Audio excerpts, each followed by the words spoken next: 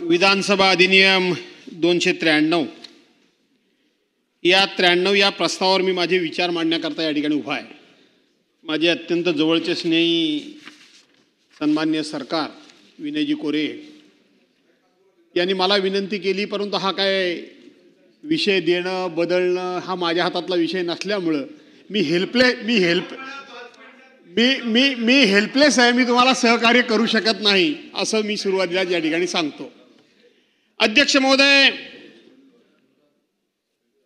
हा 293चा प्रस्ताव हा शेतकऱ्यांशी संबंधित अशा प्रकारचा प्रस्ताव हा आपण या ठिकाणी आणलेला आहे. खरं तर या शेतकऱ्यांची एकंदरीत विदारक अशा प्रकारची परिस्थिती काय आहे, या राज्यामध्ये शेतकरी किती बेहाल आहे, शेतकरी किती हतबल आहे, शेतकरी हा जगण्याकरता कशा प्रकारे धडपड करतोय, त्याचं जिवंत उदाहरण 2 दिवसापूर्वी या महाराष्ट्रानं पाहिलं. दैनिक सामनामध्ये आणि सगळ्याच वृत्तवाहिन्यामध्ये एक 65-70 वर्षाची एक गृहिणी, आदरणीय भास्कररावजी जाधव साहेब, प्रस्ताव मांडलेलाच नाही, प्रस्तावावर आपण डायरेक्ट बोलायला सुरुवात केली. पहिली मला आपल्याला सूचना आहे की प्रस्ताव मांडावा आणि मग पुढे सुरू करा. आपण एक मिनिट अभिमन्यू पवार, शांत घ्या, जरा शांत घ्या. जाधव साहेब, आता चालतंय, चालू नाही. एक मिनिट अध्यक्ष महोदय, एक मिनिट. याच्यामध्ये हे अकॅडमिक डिस्कशन, याच्यामध्ये काही फार कोणाबद्दल असं नाही. मला वाटतं मी केलंय ते बरोबर आहे, सचिवाने आपल्याला चुकीचं सांगितलंय असं माझं समज आहे. एक मिनिट, मी याच्यावर भाषण केलं पाहिजे. प्रस्तावावर मी म्हटलं की 293वर मी बोलायला उभा आहे, मी भाषण करेन. मी भाषण केल्यानंतर आपण प्रस्ताव वाचून दाखवाल अशी एक प्रथा आहे. पण आपण म्हणता त्या पद्धतीने मी काय करावं तेवढं मला मार्गदर्शन करा.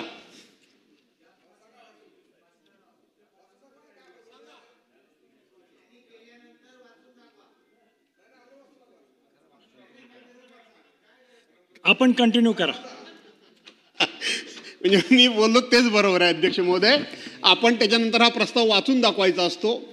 अध्यक्ष महोदय, 293वर आपण या ठिकाणी सभागृहामध्ये चर्चा करायला उभे आहोत आणि हा प्रस्ताव पूर्णपणे शेतकऱ्यांशी संबंधित अशा प्रकारचा प्रस्ताव आहे. मी सांगितलं की शेतकऱ्यांची या महाराष्ट्रामध्ये काही दैना आहे, शेतकऱ्यांचं काही विदारक अशा प्रकारची परिस्थिती आहे, सरकारचं शेतकऱ्यांच्याकडे किती दुर्लक्ष आहे, याचं जिवंत उदाहरण म्हणून परवांच्या दिवशी 4 दिवसापूर्वी एक 65 ते 70 वर्षाची एक गृहिणी महिला, सहकार मंत्री आपण फार काय मनाला लावून घेऊ नये, परंतु आपल्याच जिल्ह्यातल्या आणि आपल्याच मतदारसंघातल्या सहकार मंत्र्यांच्या मतदारसंघातली एक गृहिणी डोक्यावर पदर घेऊन आपल्या नवऱ्याच्या खांद्यावर जोखड ठेवून, म्हणजे बैलाच्या जागी तिने नवऱ्याला जुंपलं गेलं आणि नवऱ्याला ती ते नांगर ओढायला, ते जोत ओढायला लावत होती. काय त्या माऊलीच्या मनाला काय वाटले असेल, किती वेदना झाली असतील, किती घरं पडली असतील. परंतु आमच्या सरकारला मात्र त्या संदर्भामध्ये काहीही देणं घेणं नाही. तो विषय गांभीर्यानं आमचे सहकारी नानाभाऊ पटोळे यांनी मांडला.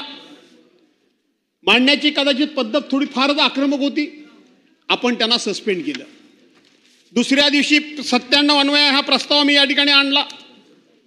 आपण त्याला मान्यता दिली नाही आणि उद्या जो विरोधी पक्षाचा जो 293चा प्रस्ताव असतो त्या प्रस्तावाच्या माध्यमातून आपण सदनासमोर या, सरकारसमोर या अशा प्रकारचे माननीय अध्यक्ष महोदयांनी निर्देश दिले.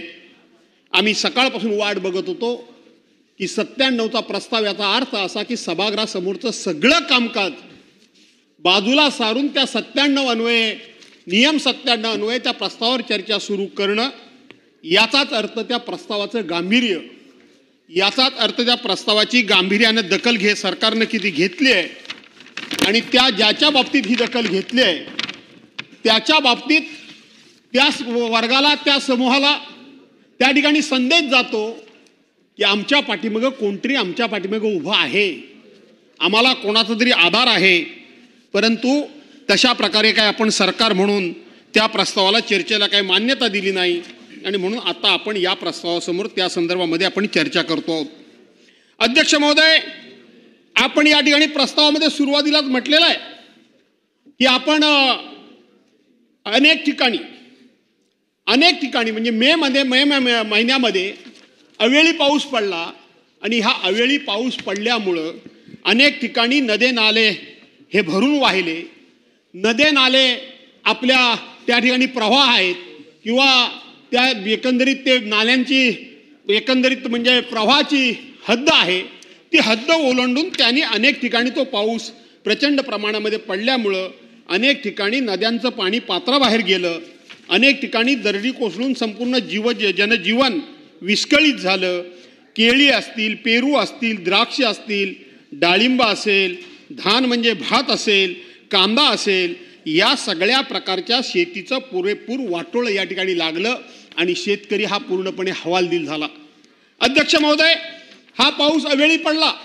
अशा पद्धतीचा पाऊस खरं तर अवेळी पडल्यानंतर पुन्हा पाऊस हा रेग्युलर पडतो, परंतु 14 मेला जो पाऊस सुरू झाला तो पाऊस जवळजवळ कायमच सुरू झाला.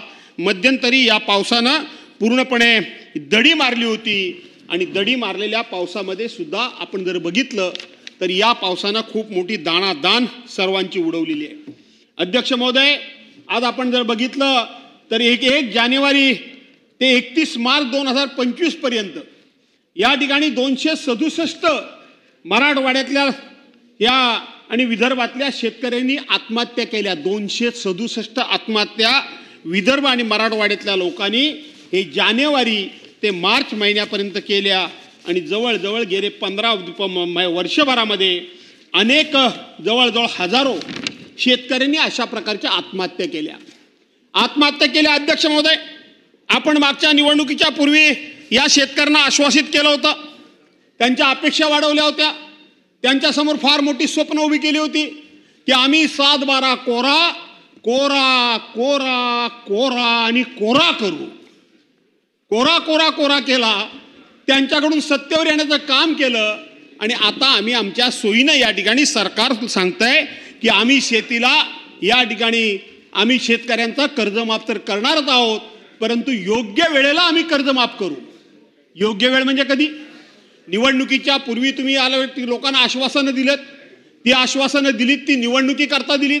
आता पुढच्या निवडणुकीपर्यंत शेतकऱ्यांनी वाट बघायची का? तशाच पद्धतीनं अध्यक्ष महोदय, आपण महिलांना सांगितलं, महिला भगिनीला सांगितलं, लाडक्या बहिणी म्हणून सांगितलं की आम्ही 2100 रुपये तुम्हाला करून देणार आहोत. आता आपण म्हणता आम्ही बोललो नाही असं म्हणत नाही, परंतु योग्य वेळेला आम्ही देऊ. म्हणजे तुमची ही निवडणूक योग्य वेळ ही लोकांच्या भावनेशी खेळून निवडणुका जिंकणं म्हणजे योग्य वेळ. लोकांच्या भावनेशी खेळ करणं आणि सत्ता मिळवणं ही योग्य वेळ. अशा प्रकारचा संदेश एक महाराष्ट्रामध्ये गेलाय आणि हा केवळ संदेश नाही तर ही वस्तुस्थिती अध्यक्ष महोदय. आणि म्हणून आपल्याला या ठिकाणी या प्रस्तावाच्या माध्यमातून सरकारला उत्तर द्यावं लागणार आहे की आम्ही शेतकऱ्यांचं कर्ज नक्की कधी माफ करणार आहोत. आपली योग्य वेळ, ही योग्य वेळ म्हणजे ही वेळ कधी येणार आहे ही एकदा या महाराष्ट्रातल्या तमाम शेतकऱ्यांना आपल्याला सांगावं लागेल आणि शेतकऱ्यांना त्या ठिकाणी आश्वासित करावं लागेल. जो शेतकरी आत्महत्या करतोय, जो शेतकरी भयभीत झालेला आहे, जो शेतकरी बैलाच्या जागी स्वतःला जोताला जोडून घेतोय, त्याला आपल्याला या ठिकाणी आश्वस्त करावं लागेल. त्याला त्या ठिकाणी आपल्या सर्वांना एक निश्चित अशा स्वरूपाचा शब्द द्यावा लागेल आणि तो शब्द केवळ निवडणूक जिंकण्याकरता नाही. जिल्हा परिषद आणि पंचायत समिती या निवडणुका आल्या आहेत, नगरपालिका महानगरपालिकाच्या निवडणुका आल्या आहेत. अध्यक्ष माझ्याकडे बघितलं तर चालेल, तुम्ही आता तिथं अध्यक्ष म्हणून आहात, पक्षाचे आमदार म्हणून नाही आहात. त्यामुळं तुम्ही माझ्याकडे बघत असताना मी सरकारच्या विरोधात बोलतोय असं समजण्याच्या ऐवजी तुम्ही अध्यक्ष आणि मी सदस्य, तुम्ही अध्यक्ष आणि मी सदस्य असं आपलं नातं आहे. आणि म्हणून जरा माझ्याकडे बघितलं मी आपण चांगलं बोलताय म्हणून आपलं ध्यानपूर्वक ऐकतो. बरं बरं, मग मला माहित नव्हतं हे आपलं बघण्याची पद्धत. होय होय होय, चालेल. आणि म्हणून अध्यक्ष महोदय की आता जवळ जिल्हा परिषदेच्या पंचायत समितीच्या निवडणुका आल्या आहेत, नगरपालिका महानगरपालिका नगरपंचायतीच्या निवडणुका आल्या आहेत. म्हणून फक्त लोकांना गुळ लावण्याचं काम, त्यांच्या कोपराला गुळ लावण्याचं काम अध्यक्ष महोदय होता कामा नये या सरकारकडून. आणि म्हणून या सरकारनं केवळ निवडणुका जिंकण्याकरता म्हणून आम्ही लोकांच्या कोपराला गुळ लावत नाही, गुळ तर लावलाय पण कोणाच्या तोंडात काही जात नाही, अशा पद्धतीची सरकारची वागण्याची पद्धत आणि वृत्ती असता कामा नये अध्यक्ष महोदय. आणि म्हणून ठोस अशा प्रकारचा सरकारने या ठिकाणी शब्द अध्यक्ष महोदय दिला पाहिजे. अध्यक्ष महोदय, पर हेक्टरी या शेतकऱ्याला नुकसान भरपाई म्हणून सरकारनं किमान 50,000 रुपयाची तात्काळ मदत करण्याची गरज आहे. तात्काळ मदत करण्याची गरज आहे. अध्यक्ष महोदय, शेतकऱ्यांचे पंचनामे झालेले नाहीत. सकाळी या ठिकाणी सभागृहामध्ये इथं प्रश्न उपस्थित करत असताना कोणीतरी सांगितलं की जिओ टॅगिंगच्या माध्यमातून वगैरे, अरे जर रेंजच नसेल, तिथं जर नेटवर्कच नसेल, तर तुम्ही अशा पद्धतीनं ऑनलाईन पद्धतीनं हे पंचनामे तुम्ही करायला सांगितलेत. सरकारच्या वतीनं अध्यक्ष महोदय हे सांगितलं गेलं की आमचे तलाठी ट्रेंड आहेत, आमचे सर्कल इन्स्पेक्टर ट्रेंड आहेत, आमचे तहसीलदार ट्रेंड आहेत. आम्ही मान्य करतो, तुमचे सरकारी कर्मचारी सरकारी अधिकारी जरूर ट्रेन असतील, पण सर्वसामान्य शेतकरी अजून पुरेपूर ट्रेन व्हायला आपल्याकडे अजून खूप वेळ आहे. अजून त्याला ट्रेनिंग देण्याची आवश्यकता आहे. अजून त्याला त्याच्या संदर्भामध्ये जाणीव करून देणं ही सुद्धा आपल्या सर्वांची गरज आहे. त्याचं प्रबोधन होणं गरजेचं आहे. आणि म्हणून हे पंचनामे केवळ आपण ऑनलाईन पद्धतीनं करण्याच्या ऐवजी ऑफलाईन देखील पद्धतीनं केले पाहिजेत, अशा प्रकारची माझी तुमच्या सर्वांच्याकडे मागणी आहे, सरकारच्याकडे मागणी आहे. त्याचबरोबर त्यांना हेक्टरी 50,000 रुपये अध्यक्ष महोदय नुकसान भरपाई देणं, सरसकट नुकसान भरपाई देणं, हा सुद्धा सरकारनं निर्णय घेतला पाहिजे. त्यांची कर्जमाफी करणं, हा सुद्धा सरकारनं निर्णय घेतला पाहिजे. सरकारनं म्हटलंय की आम्ही आता प्रत्येकाला सौर ऊर्जा पंपाच्या माध्यमातून या ठिकाणी वीज देणार आहोत. सौर ऊर्जा पंपाकरता लाखो लोकांनी त्या ठिकाणी पैसे भरलेले आहेत, लाखो लोकांनी. सर्वांना मिळते सौर ऊर्जा पंपाचं कनेक्शन? अध्यक्ष महोदय, असंच झालं. 1 रुपया पीक संरक्षण विमा योजना म्हणून 1 रुपयात आम्ही शेतकऱ्याचा पीक विमा उतरतोय असं सांगितलं गेलं. शेतकऱ्याकडून एक रुपया गोळा केला गेला. आणि ज्या विमा कंपन्या आहेत सहकार मंत्री, त्या विमा कंपन्यांचं उखळ पांढरं झालं हे आता सरकारच कबूल करतंय. त्यावेळेला सरकारनं त्या 1 रुपया पीक विमा योजनेची खूप मोठ्या प्रमाणामध्ये भलावण केली, खूप मोठी स्वतःची पाठ स्वतःच्या हाताने थोपटून घेतली. आम्ही कसा 1 रुपयामध्ये शेतकऱ्यांना या ठिकाणी विम्याची रक्कम देणार आहोत म्हणून सांगितलं. आणि शेवटी त्याच सरकारला या सभागृहामध्ये कबूल करावं लागलं की विमा कंपन्यांनी आम्हाला फसवलं, विमा कंपन्यांनी फसवलं. 1 रुपया आपण शेतकऱ्यांकडून घेतो, पण बाकीचे हप्त्याचे पैसे सरकार म्हणून देतो. सरकार म्हणजे कोण? सरकार म्हणजे तुम्ही आम्ही, सरकार म्हणजे सर्वसामान्य माणूस, सरकार म्हणजे सर्वसामान्य जनता. दिसायला जनतेच्या खिशातून 1 रुपया गेला असं वाटत असेल, परंतु हप्त्याची बाकीची रक्कम सुद्धा शेतकऱ्यांच्या खिशातूनच गेली, शेतकऱ्यांच्या खिशातून गेली. आज शेतकऱ्याला आपण सांगतो की 6,000 रुपये आपण तुम्हाला त्या ठिकाणी शेतकरी सन्मान योजना म्हणून आपण तुम्हाला निधी देतो. त्याच्याकडून आपण किती रुपये वसूल करतो? एखादी फवारणी करायची असेल, बी बियाणं घ्यायचं असेल, त्याला त्या ठिकाणी कुठलीही खतं घ्यायची असतील तर कमीत कमी 18% जीएसटी घ्यावी लागते. आज कुठलंही पीक घ्या, कुठलंही पीक घेतलं तर वर्षातून किमान 60,000 रुपये हेक्टरी खर्च हा शेतकऱ्याला फवारणी करता, बियाणा करता, खतान करता, मजुरी करता हा किमान 60,000 रुपये खर्च येतो. 18 कष्टोदरसे मंत्री महोदय, आपण त्याच्याकडून एका शेतकऱ्याकडून एकराच्या मागं आपण जवळजवळ 11,000 रुपये घेतो. 11,000 रुपये आपण त्याच्याकडून घेतो. आपण काही त्याला फुकट देत नाही. आपण फक्त या ठिकाणी आव आणतो, आपण मोठमोठी प्रसिद्धी करतो, आपण मोठमोठे फलक लावतो. आताच आपण तिथे बाहेर बोर्ड लावलाय, सगळीकडे अख्ख्या विधान भवनात बोर्ड आहेत. काय बोर्ड आहे अध्यक्ष महोदय? त्या ठिकाणी बोर्ड काय लावलेला आहे? चला घडवू विकसित महाराष्ट्र 2047 महाराष्ट्र व्हिजन डॉक्युमेंट. मला कळत नाही तुम्हाला की सगळ्या ठिकाणी ही जाहिरातबाजी करायची तुम्हाला काय एवढी गरज काय? एवढं चांगलं काम तुम्ही करता. कुठलंही वर्तमानपत्र हातामध्ये घेतलं ते 3-4 फोटो तेच. अरे नवीन तरी फोटो सेशन करा, जरा नवीन पद्धतीचे फोटो काहीतरी येऊ द्या. तेच फोटो, 3-4 फोटो, ती हातामध्ये कसली तरी घेतलेली ती पुस्तकं, खाली काहीतरी जाहिरात. प्रत्येक वर्तमानपत्राला लाखो करोड रुपयाच्या जाहिराती तुमच्या. त्याच्यानंतर तुम्ही त्या ठिकाणी योजना दूत निवडणुकीमध्ये नेमलेत. ह्या योजना तुम्हाला आपलं जे पब्लिसिटी डिपार्टमेंट आहे, त्या पब्लिसिटी डिपार्टमेंटचं हे काम आहे की सरकारी योजनांची पब्लिसिटी करणं, सरकारी योजनांची जाहिरातबाजी करणं, सरकारी योजना या सरकारच्या माध्यमातून सर्वसामान्य माणसाच्या घराघरापर्यंत पोहोचवणं त्या डिपार्टमेंटचं काम आहे. ते डिपार्टमेंट असताना तुमच्या ह्या रोज जाहिरातबाजी असा एक दिवस नाही, असा टीव्हीचा एक चॅनल नाही की टीव्ही ऑन केला आणि तुमचे ते जाहिरातीचे फोटो दिसले नाहीत, असा एक दिवस नाही.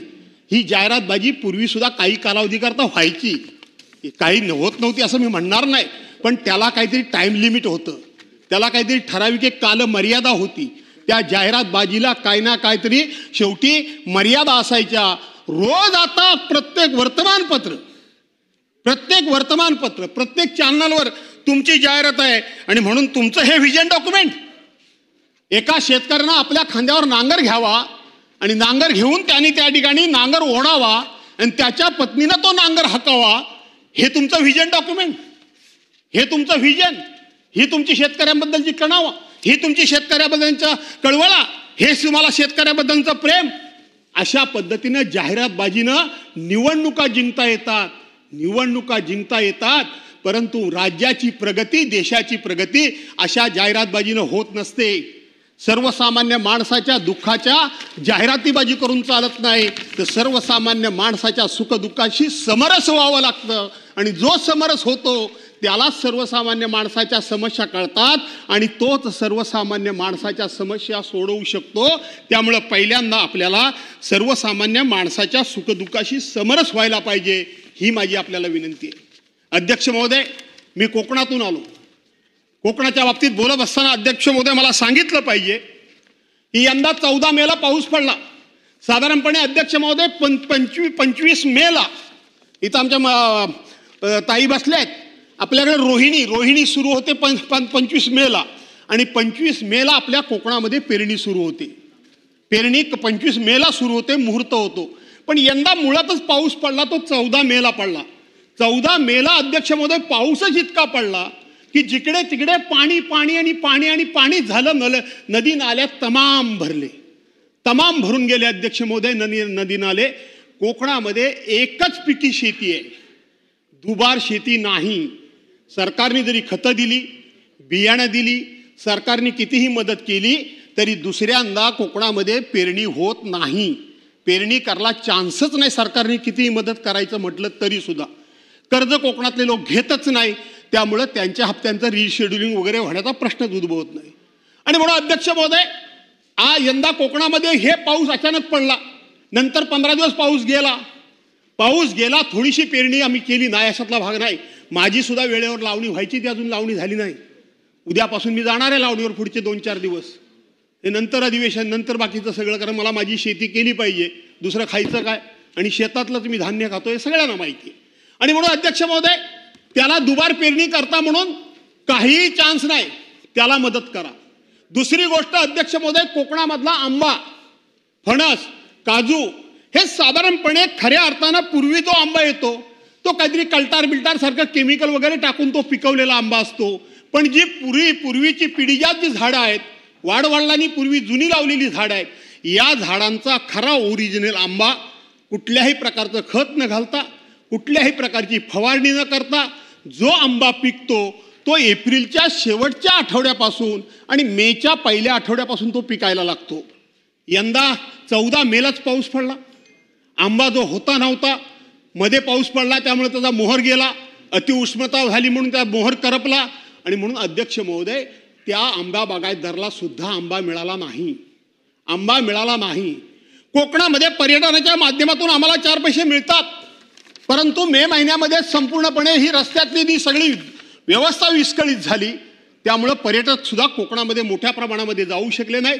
तिथेही आमची अडचण झाली.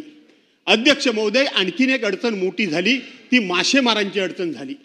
मासेमारी साधारणपणे आपण सरकारी नियमाप्रमाणे 1 जूनला बंद करतो, 1 जूनला बंद करतो.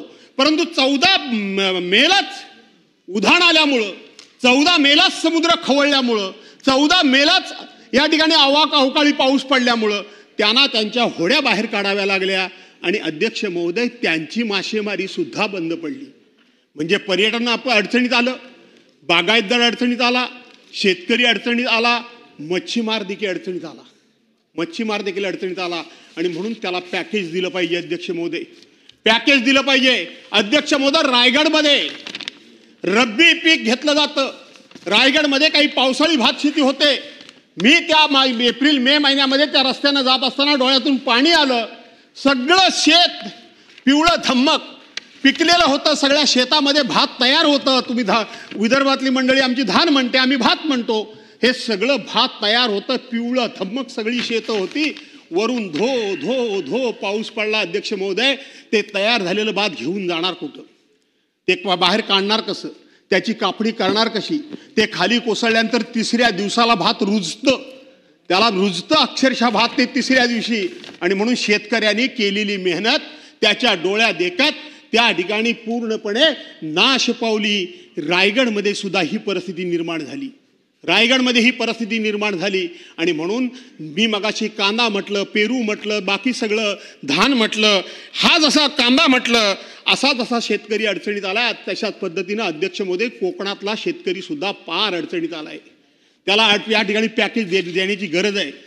मी धन्यवाद देतो सरकारला की सरकारनं मध्यंतरी एक घोषणा जाहीर केली की आम्ही या मच्छीमारीला शेती व्यवसायाचा दर्जा दिला. गेली 10-15 वर्ष अनेक वेळेला सभागृहामध्ये आणि सभागृहाच्या बाहेर आणि स्वतः मत्स्य विकास राज्यमंत्री असताना सुद्धा आपण प्रयत्न हा करत होतो की या मत्स्य व्यवसायाला शेतीचा दर्जा द्यावा, शेतीचा दर्जा मिळावा, म्हणून आपण प्रयत्न करतो. तो सरकारने दिलं. मी सरकारचं अभिनंदन करतो. पण अजूनही त्याच्यामध्ये स्पष्टता नाही. अध्यक्ष महोदय, तुम्ही त्या मत्स्य व्यवसायाला शेतीचा दर्जा दिला म्हणजे काय केलं? त्याची काय स्पष्टता अजून कुठे दिसत नाही. त्या संदर्भातला GR निघालेला कुठे वाचनामध्ये येत नाही. ज्याच्या नावानं तुम्ही हे सगळं जाहीर करता, ठीक आहे, दुसऱ्याला चांगलं म्हणण्याची आपल्याकडे प्रवृत्तीच नाही. श्रेय तुम्हाला जरूर घ्या. आमच्या मच्छीमारांना त्याचा फायदा झाल्याचे कारण ज्या माणसानं कधी तो प्रश्न मांडल्याचा मी कधी ऐकलं सुद्धा नाही, त्याचं नाव सुद्धा ऐकलं नाही, त्याच्या नावानं तुम्ही शेती, त्याच्या मागणीमुळं, त्याच्या पाठपुराव्यामुळं, त्याच्या भाषणामुळं, त्याच्यामुळं आम्ही त्याला मत्स्य व्यवसायाला शेतीचा दर्जा दिला म्हणून तुम्ही जाहीर केलं. आम्हाला आनंद आहे. पण त्या धोरणासंदर्भामध्ये तुमच्यामध्ये स्पष्टता येण्याची गरज आहे. आणि म्हणून ती स्पष्टता सुद्धा यावी अशा प्रकारची मी या ठिकाणी विनंती करतो. अध्यक्ष महोदय, शेतकऱ्यांच्या बाबतीत तुमचे लोक काय म्हणतात? स्वतः मंत्री महोदय काय म्हणतात? मंत्री महोदय शेतकऱ्याबद्दल भाषा वापरत असताना काय वापरतात? अध्यक्ष महोदय, त्या शेतकऱ्याच्या दुःखावर फुंकर घालण्याच्या ऐवजी, त्या शेतकऱ्याला दिलासा देण्याच्या ऐवजी, त्या शेतकऱ्याच्या पाठीवर मायेनं हात फिरवून लढ म्हणण्याच्या ऐवजी त्याची टिंगलटवाळी करणं, त्याची चेष्टा करणं, त्याची कुचेष्टा करणं, अशा पद्धतीनं चेष्टा करण्याचं काम हे स्वतः कृषी मंत्री करतायत. एक शेतकऱ्यांची चेष्टा करत असताना शेतकरी कर्जमाफीच्या पैशातून काय मुलीचे साखरपुडे करायचे आहेत काय? अरे, शेतकऱ्यांना काय मुलीचे साखरपुडे करू नयेत का? शेतकऱ्यांना आपल्या मुलाबाळांचे, मुलीबाळींच्या लग्नाची स्वप्न कधी बघू नयेत का? शेतकऱ्यांना कधी आपल्या मुलीबाळींचं लग्न हे विनाविघ्न पार पडलं, विना कर्ज पार पडलं, न आत्महत्या पार पडलं आणि ते पडावं अशा प्रकारचं शेतकऱ्यांना स्वप्न कधी बघू नये का? अध्यक्ष महोदय, विचार केला पाहिजे. लग्न करतात आजकाल भिकारी. नाही, तुम्हाला द्यायचं बोलायला सांगितलं अध्यक्षांनी. अध्यक्षांच्याकडे आम्ही अशी परवानगी घेऊन आलो. 4ला प्रस्ताव सुरू करत असताना माझं झाल्यानंतर इकडून 2 जण बोलतील. कंटिन्यू आपण खात्री करून घ्या. आम्ही काय म्हणतो असं नाही, खात्री करून घ्या. म्हणजे स्वतः होते ना सेक्रेटरी. आणि म्हणून अध्यक्ष महोदय, शेतकऱ्यांना ही स्वप्न कधी बघूच नाही का? अध्यक्ष महोदय, सुखी संसाराची स्वप्न कधी शेतकऱ्यांना बघूच नाही. काय म्हणाले मंत्री? मंत्री म्हणाले आजकाल भिकारी सुद्धा 1 रुपया घेत नाही. आम्ही शेतकऱ्याला 1 रुपयामध्ये पीक विमा योजना दिली. त्या पीक विमा योजनेचे कसे धिंडवडे निघाले सहकार मंत्री महोदय, ते मी तुम्हाला आत्ता सांगितले. सरकारने त्यावेळेला 1 रुपयामध्ये आम्ही शेतकऱ्यांचा पीक विमा योजना दिली म्हणून सांगितलं. आणि त्याच सरकारला याच सभागृहामध्ये कबूल करावं लागलं की त्या ठिकाणी मोठ्या प्रमाणामध्ये भ्रष्टाचार झाला, कंपन्यांचा फायदा झाला, शेतकऱ्यांचा फायदा झाला नाही. पण कंपन्यांना हप्ता जो गेला तो सरकारने दिला म्हणजे तो तुम्ही आम्ही नागरिकांनीच तो हप्ता दिलेला आहे. सरकार जी कोणी असलं तर त्या ठिकाणी असणारे मंत्री संत्री उद्या आम्ही काय ते काय खिशातून कोणी देत नाही, कोणी खिशातून देत नाही, जनतेच्याच खिशातून हे पैसे जातात. आणि म्हणून एका बाजूला स्वतः मंत्री सांगतात की या योजनेचा बोजवारा वाजला आणि दुसऱ्या बाजूला मंत्रीच चेष्टा करतात की 1 रुपया भिकारी घेत नाही, आम्ही सुद्धा 1 रुपयात तुम्हाला विमा देतो, अशा प्रकारची चेष्टा टीका करतात.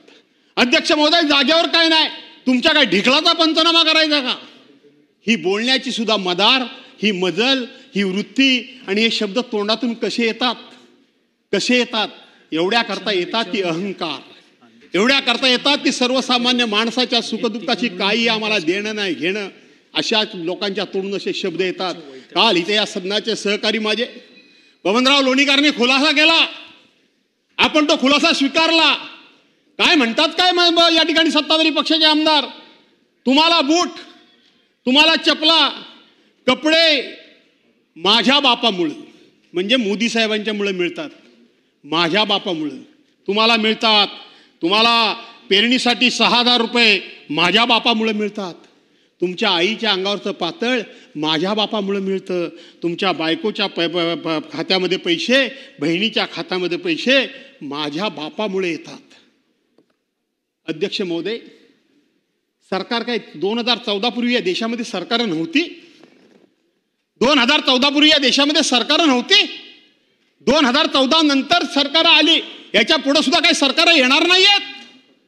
ही लोकशाही आहे, ती अजरामर राहिली पाहिजे. याकरता म्हणून आम्ही सगळ्यांनी काम केलं पाहिजे, झटलं पाहिजे.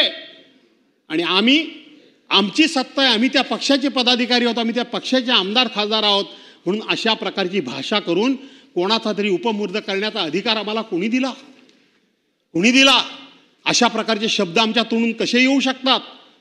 शेवटी माणसानं मोठेपणा त्याच माणसाला शोभून दिसतो की ज्याच्यामध्ये नम्रता असली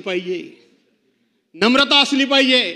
अरे फळझाड, एवढं मोठं फळझाड ज्यावेळेला लागतं, ज्या वेळेला ते बहरतं, त्याच्यावर अनेक फळं लागतात, त्यावेळेला ते फळझाड असं ताट उभं राहत नाही, ते फळझाड वाकतं, ते झुकतं.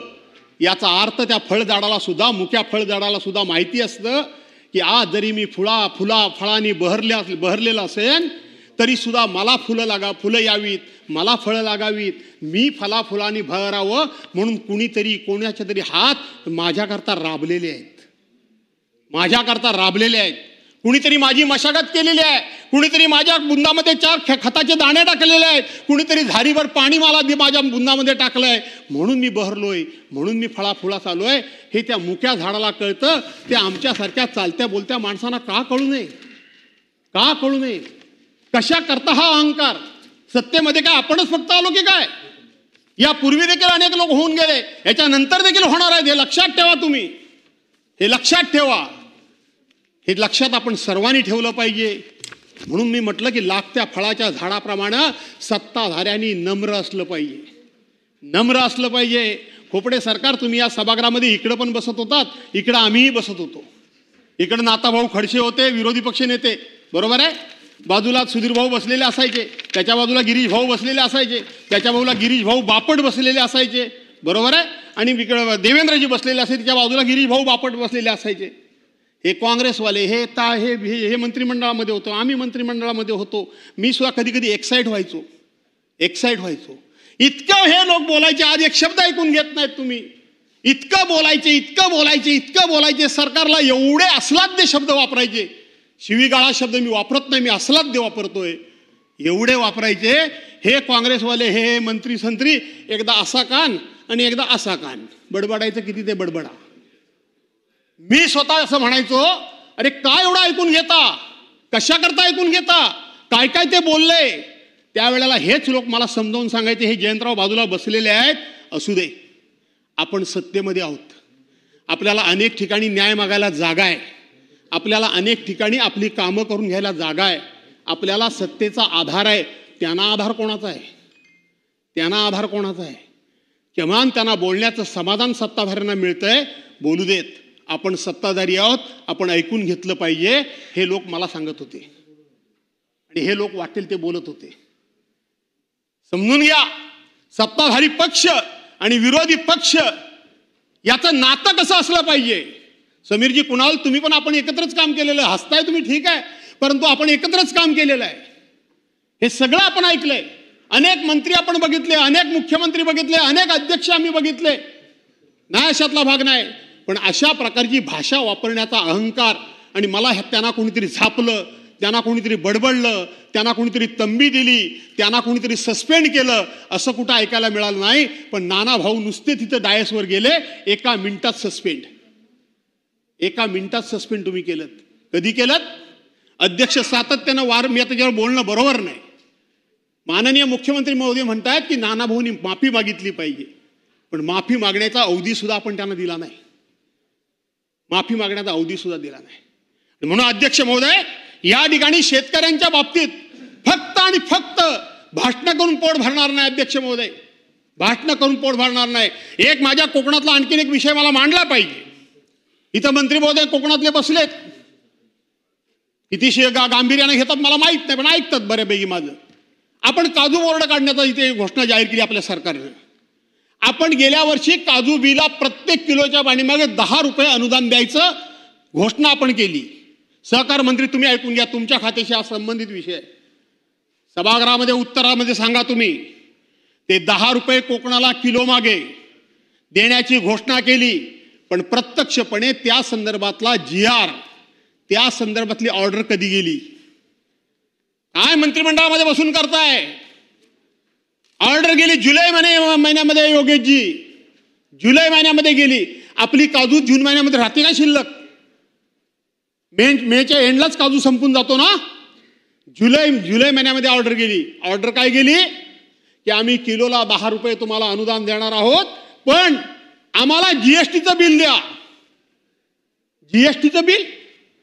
अरे किरकोळीमध्ये भैयाना काजू लोक देतात, GSTचं बिल देणार कुठं? तुमचा GR गेला ह्याच्यामध्ये जुलैमध्ये, तुमची ऑर्डर गेली जुलैमध्ये, मे महिन्याच्या एंडलाच काजू सगळा संपला आणि तो तुम्हाला बिल कुठलं देणार? आम्ही म्हटलं इकडचं तिकडचं बिल द्या, 2-10 पैसे तुम्हाला 4 पैसे मिळतील ते पदरात पाडा. ते म्हणले GSTचं बिल पाहिजे. कुठून आणणार GSTचं बिल? किती पैसे दिलेत ते जाहीर करा. फसवी योजना, कोकणाकरता एकमेव असलेली योजना, दुसरी सिंदूरच नसलेली योजना, तीही बंद झाली आहे. तीही बंद झाली आहे. आता मत्स्य विकास मंत्री इथं या ठिकाणी नाही आहेत. त्यांचं आणि माझे वैचारिक मतभेद जरूर असू शकतात, पण त्यांना मी भेटून सांगत असतो कोकणाकरता काय काय करा. तुम्ही मत्स्य शेती जाहीर केले, तुम्ही केलीत, तुम्हाला श्रेय देऊ द्या का न देऊ दे तो भाग वेगळा, पण कोकणाकरता त्या मत्स्य शेती म्हणून त्याचं स्वरूप काय असणार त्या संदर्भामधली एकदा स्पष्टता या ठिकाणी येणं गरजेचं आहे. मच्छीमारांच्या घराखालच्या जमिनी नावावर करण्याकरता 10-11 वर्ष मीच घालवली. आता ती जी सुरुवात झालेली आहे त्याचीही पूर्तता करा. अध्यक्ष महोदय, ही तुम्हाला विनंती करतो. आणि त्याचबरोबर आपण इथं सरकारची अवस्था काय आहे शेतकऱ्यांच्या प्रती, आणि ह्या राज्यामध्ये सरकारचं काय दिवाळं वाजलंय, आणि हा सरकार किती अशा पद्धतीनं शेतकऱ्यांच्या जीवाशी खेळतंय, त्याचाच एक रिपोर्ट आज लेखी स्वरूपामधला. अध्यक्ष महोदय, तुम्ही पण प्रश्नावली हातामध्ये घ्या. आजच्याच प्रश्नावलीमध्ये सरकारनं लिखित स्वरूपामध्ये या ठिकाणी प्रश्न क्रमांक 29 या विकास ठाकरे आणि बाकीचे सदस्य आहेत त्यांनी विचारलेल्या प्रश्नाला या ठिकाणी मंत्री महोदयांनी उत्तर दिलंय की होय होय राज्यात 1,82,433 कुपोषित बालकं आढळली. हे तुमच्या सरकारचं लिखित उत्तर आहे. ही तुमच्या सरकारची खरी खरी खरी वस्तुस्थिती आणि हे सरकारचं खरं रूप आणि स्वरूप आहे. रूप आणि स्वरूप आहे. तुम्ही बाहेर कितीही डांगोरा पिटा, कितीही मोठेपणा मारा, कितीही जाहिराती करा, कितीही कार्यक्रम करा, कितीही विरोधकांना अंडर एस्टिमेट करा, कितीही विरोधकांच्या योजना अडवून ठेवा, त्यांना विकासाला एकही रुपया देऊ नका, त्यांना ठाई ठाई वेटीस धरा, त्यांचं एकही काम करू नका, पण शेवटी ही बालकं जी आहेत ही राज्याची आहेत, ही तुमची आमची आहेत. तुम्ही राज्याचे ट्रस्टी आहात, तुम्ही राज्याचे मायबाप आहात. मायबाप सरकार म्हटलं जातं. मायबाप सरकारनं मायबाप या दोघांची भूमिका आणि जबाबदारी काय असते, ही समजून कर्तव्य काय असतात ही समजून घेण्याची गरज आहे. मी हे डिटेल्समध्ये सांगत नाही, परंतु आपण स्वतःहून कबूल केलंय की राज्यात 1,82,443 कुपोषित बालकं आढळली असून बाकीची गंभीर बालकं 30,800 आहेत. सकाळी इथं आरोग्याच्या विषयावर बरेच प्रश्न झाले. आरोग्याच्या बाबतीत आम्ही सातत्यानं सांगत होतो की सगळे सभागृहातले सदस्य, कोणी एकटा असं मी म्हणत नाही, आणि म्हणून सातत्यानं सभागृह सांगत होतं की या राज्यातली आरोग्याचे 3:13 वाजलेले आहेत. त्याचं हे बोलकं उदाहरण आहे. आणि हा तुम्ही दिलेला लिखित स्वरूपाचा दस्तऐवज आहे, हा माझ्या हातातला दस्तऐवज नाही. आणि म्हणून यावरून हे सरकार शेतकऱ्यांच्या विरोधात कसं आहे, हे सरकार स्वतःच्या लोकांकरता कसं काम करतंय आणि सर्वसामान्य माणसाकरता काम कसं करत नाही, त्याचं हे जिवंत उदाहरण आहे. यापेक्षा फार काय मला बोलायची आवश्यकता वाटत नाही. आणि म्हणून 2-4 मुद्दे मी या ठिकाणी मांडले की आपण एकरी हेक्टरी 50,000 रुपयाची मदत ही शेतकऱ्यांना नुकसान भरपाई करता करा. त्या रायगडमध्ये सगळं भिजलेलं भात, कोकणामध्ये त्या ठिकाणी न झालेली पेरणी, मासेमारी, पर्यटन व्यवसाय, फळबागा ह्या उद्ध्वस्त झाल्या, त्यांना पॅकेज द्या. त्याचबरोबर केळी असतील, पेरू असतील, द्राक्ष असेल, डाळिंब असेल, धान असेल, कांदा असेल, अशा प्रकारची शेतकऱ्याची झालेलं वाटोळं, हे वाटोळं सुद्धा आपण सर्वांनी समजून घेण्याची गरज आहे. आणि म्हणून त्यांना मदत करा.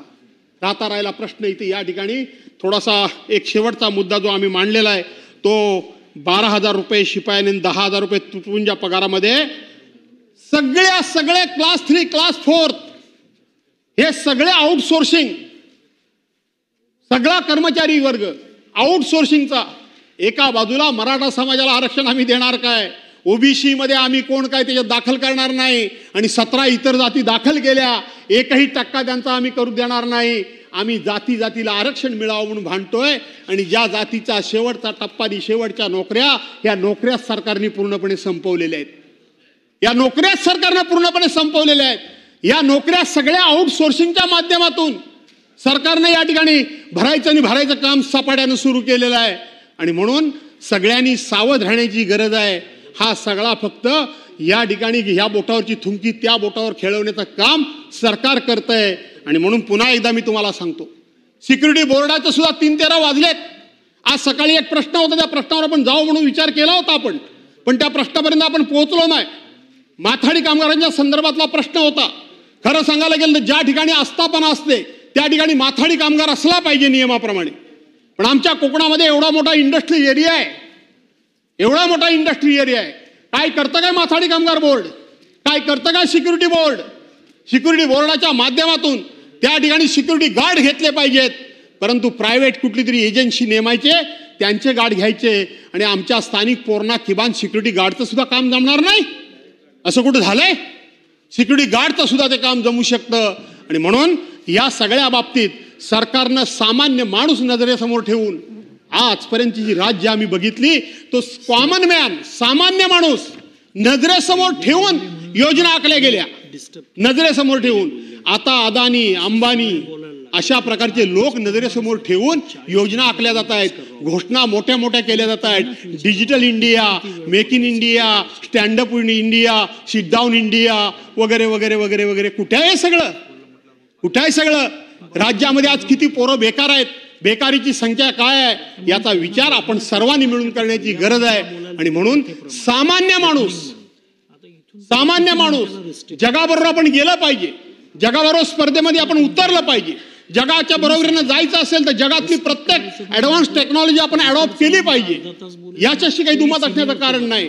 पण हे करत असताना सामान्य माणूस काय करणार, सामान्य माणसाचं काय होणार, सामान्य माणसाचा राडघाडगं, संसाराचं राडघाडगं कसं चालणार, याचा विचार जर करायचा असेल तर शेतकऱ्याच्या मागे तुम्हाला उभं राहावं लागेल, कामगाराच्या मागे तुम्हाला उभं राहावं लागेल. अशा प्रकारची या ठिकाणी विनंती करतो. पुन्हा एकदा आपल्या सर्वांना, यानंतर माझे सहकारी या ठिकाणी बोलणारच आहेत. 2024 मध्ये 3,588 मृत्यू सुद्धा झालेत. 20 वर्षात जवळजवळ 72,000 मृत्यू झालेत. त्या संदर्भामध्ये सुदैवानं मी त्याच्यात मोठेपणा सांगत नाही की ज्या कोकणाचं आम्ही प्रतिनिधित्व करतो त्या कोकणामध्ये ही आत्महत्या करण्याची वगैरे काय लागण अद्यापपर्यंत लागलेली नाही. पण योगेशजी, तुम्ही गृहराज्यमंत्री आहात, तुम्ही माहिती घ्या, आपल्या रत्नागिरी जिल्ह्यामध्ये सुद्धा, सिंधुदुर्गामध्ये सुद्धा एखादी घटना घडली असं माझ्या वाचनात आहे, मी कन्फर्म नाही, परंतु आपल्या रत्नागिरी जिल्ह्यात सुद्धा यंदा 3-4 आत्महत्या झाल्या.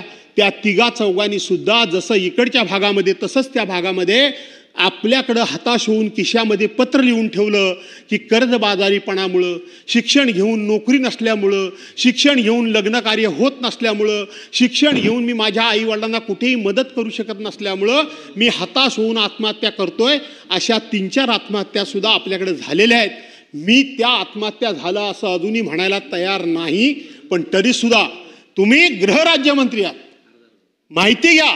तुमची ही जबाबदारी बनते की अशा पद्धतीनं जर कोणतरी निराश होऊन हताश होऊन जर या निर्णयाप्रत जात असेल तर आपल्याला समाज प्रबोधन करावं लागेल.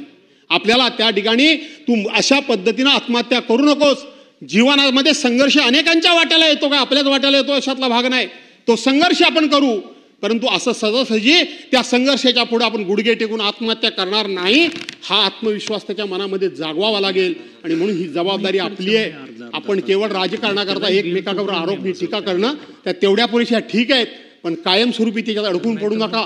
तरुण आहात, तुम्हाला जर भवितव्य तुमचं घडवायचं असेल तर ह्या ठिकाणी आरोपातून तुमचं काही भवितव्य घडण्यातलं नाही. मी तुम्हाला आजच सांगून टाकतो, काहीतरी विधायक काम करा, चांगलं काम करा, जे आपल्या कोकणाच्या फायद्याचं आहे, आपल्या कोकणाच्या हिताचं आहे.